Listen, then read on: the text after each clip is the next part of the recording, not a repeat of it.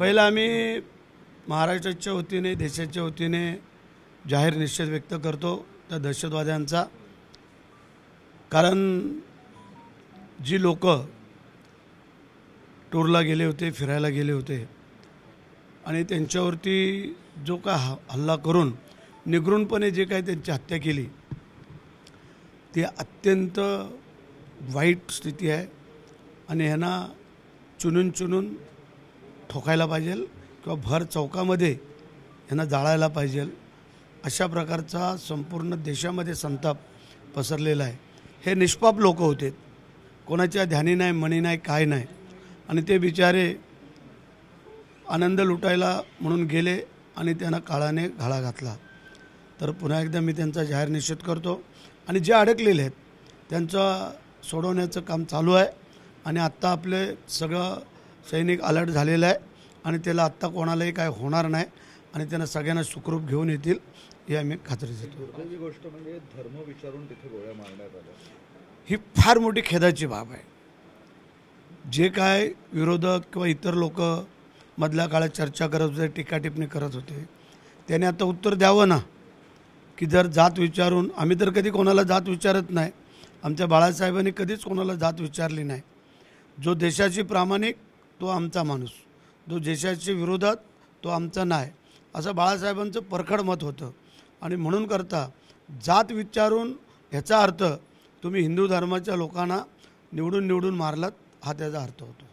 तुमची काय भूमिका आहे या जात विचार? आमची भूमिका म्हणजे जी काय जात विचारून त्यांनी जो हमला डायरेक्ट केला असताना काय असतं तर ठीक आहे, आम्ही समजू शकतो, परंतु तुमची जात कुठली, तू कुठल्या धर्माचा आहे, तू कुठल्या आहे, हे विचारून जे काही केलेलं आहे ते अत्यंत चुकीचं आहे, हे घातक आहे आणि ह्याचं प्रायश्चित त्यांना देणं गरजेचं आहे। तुम्ही विरोधकांवर काहीतरी बोलत होता। विरोधकांचा प्रश्न असा आहे की ज्या वेळेला आम्ही देशासाठी काही गोष्टी करायला जातो त्यावेळेला विरोधक नेमके आमच्यावरती टीका टिप्पणी करतात आणि म्हणून करता आम्ही बोलतो, बाकी काही नाही।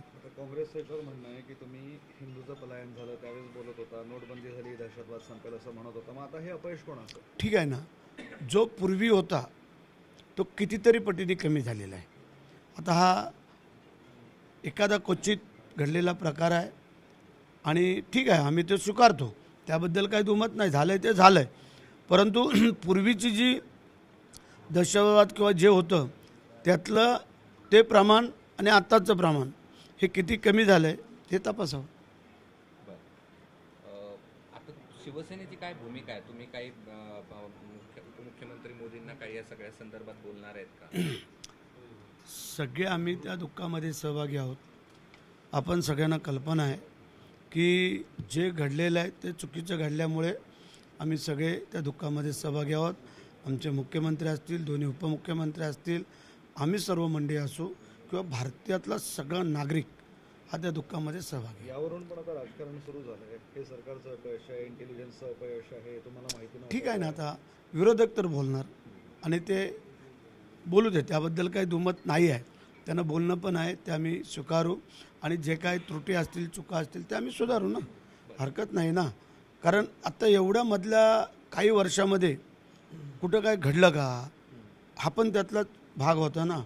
आणि ज्या वेळेला अशा काही घटना पूर्वी घडत होत्या त्या मधल्या काळात घडल्या नाहीत, थांबल्यात आणि त्यामुळे थोडंसं रिलीफ झालं।